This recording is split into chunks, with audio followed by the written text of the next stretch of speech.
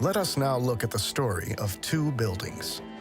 Penn Station in New York, built between 1904 and 1910, demolished in 1963 because the building was dirty and the maintenance costs could allegedly no longer be met.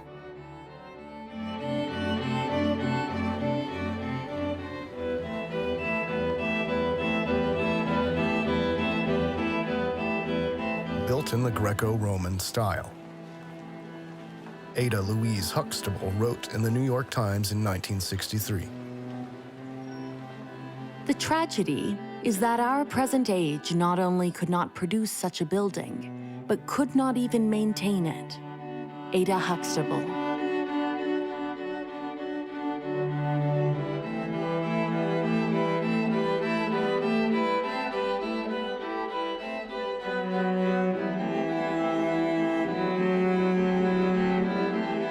Erie County Savings Building, built in 1893 in the neo-Romanesque style.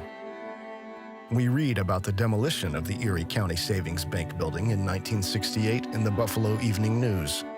Every evening for more than 3 months, a battle was fought in Shelton Square between her and two cavernous cranes. The latter attacked with two primitive means of offense, a pair of jaws and a rock, or in modern wreckers' parlance, a clam bucket and a busting ball. The former weighed in at 3 tons, the latter at 3.5. The fight was one of the toughest in veteran wreckers' memory. For a wrecker to admit resistance is like a weightlifter confessing his muscles are getting flabby. It began at 4:30 in the afternoon and continued through 7:30 the next morning, 5 days a week.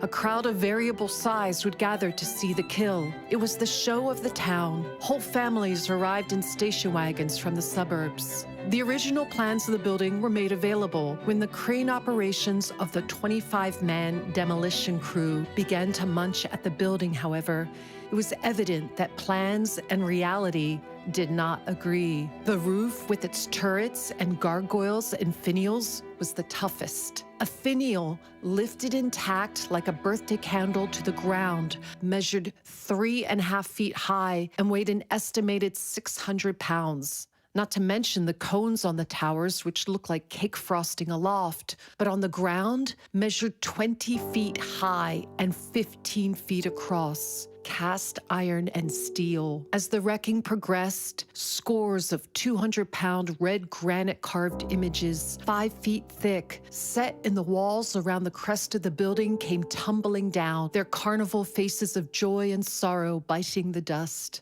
The very stones of the building were resistant. The walls, which tapered from 9 feet at the base up to 3 feet, were composed of foot-thick red granite stones weighing up to 3 tons each. Interlocked, they had to be lifted out like lumps of sugar, piece by piece. They did not sound like sugar when they dropped.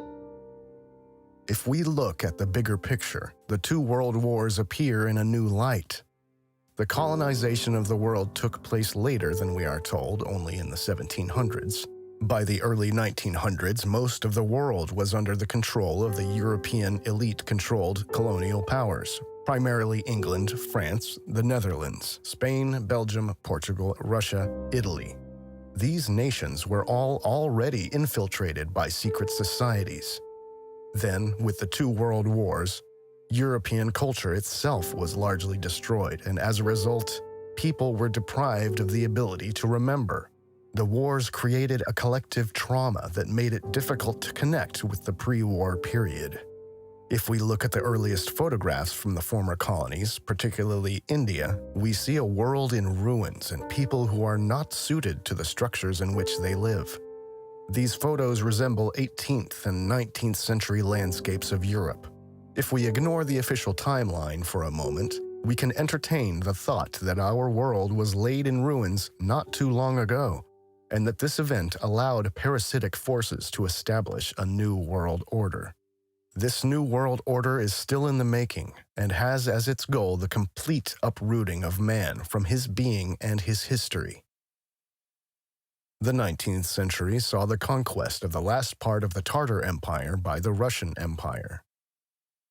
The independent, or free Tartary, as it was called on the old maps, was located until about 1870 directly east of the Caspian Sea in the territory of today's Uzbekistan, with cities like Samarkand and Bukhara. However, Tartary is not mentioned in the official history of Uzbekistan. Anatoly Fomenko writes on the subject of independent Tartary. Unlike Moscow Tartary, the fate of independent Tartary is known. It was conquered by the Romanovs in the middle of the 19th century. Samarkand, the capital of the independent Tartary, was seized by the Romanovs' army in 1868. A few decades later, the Soviets, on behalf of the Cabal, destroyed large parts of the Central Asian remnants of the Old World in the name of communism.